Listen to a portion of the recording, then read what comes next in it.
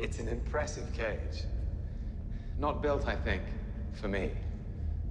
Built for something a lot stronger than you. Oh, I've heard. A mindless beast. Makes play he's still a man. How desperate are you? You call on such lost creatures to defend you. One of the first things I did before I saw this was go back and I read the first issue of the Avengers back from the 60s. Did you? And it's great to see Loki as a much sillier character, but also the first villain that the Avengers ever faced. Yeah, I love that. I love that I get to repeat that tradition in a way. It's a great homage to Stan Lee and Jack Kirby. One of the cool things in Thor is that he begins as a guy that's teaming up with Thor and going around, and he learns this secret, and you see this darker side. You're full on a bad guy in this one. I am, sir. Yeah. I apologize unreservedly for any offense I may have caused. It's you know, it's really fascinating to have kind of built a character from the foundations like that. That he's someone who was brought up in his youth with an expectation of a particular entitlement, that he would one day be a prince, he would share the kingdom with Thor, and then the tragic act of Thor is that, the Thor the movie I mean, is that Loki finds out that the narrative of his life is a lie, that he was in fact this bastard child of a monster. He was cast out, left to die, abandoned, adopted, and then lied to, and it breaks his heart, I think, and then what he does with that heartbreak is he sort of manages it emotionally in the most tragic way, and it sort of hardens into this appalling jealousy and ambition and pride and a sort of all-destructive rage, and that's really where the Avengers takes its starting point. Mark Ruffalo was talking about basing the Hulk off his 10-year-old son and just the temper tantrum.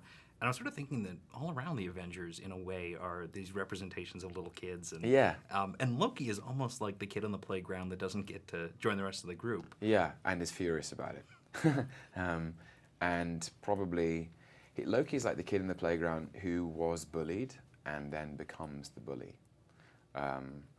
He's a victim of neglect, and it doesn't go well. He's not mature enough in his own mind to kind of move past it, and he wants to kind of to meter out vengeance on the people who he feels have done him wrong.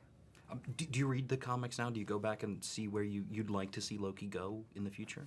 Well, it's funny because I feel like the comics themselves are evolving alongside the movies, because they're still being written, and then the character gets redefined because of a film version, because some people's entry point into the comics is the movie. And so I love how complex the characters become, and that's not at all because of me. It's because of people like J. Michael Straczynski and Robert Roddy and these amazing comic book writers who've been writing for it recently. But I'd love to see.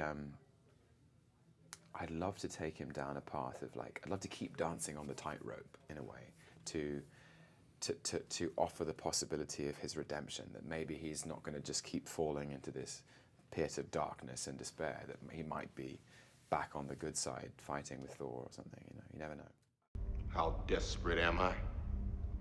You threaten my world with war. You steal a force you can't hope to control. You talk about peace and you kill 'cause it's fun. You have made me very desperate. You might not be glad that you did. Ooh. It burns you to have come so close.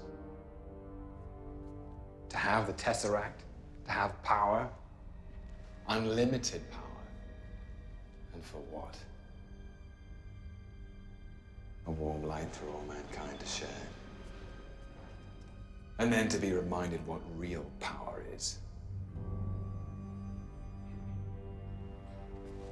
Well, let me know if real power wants a magazine or something.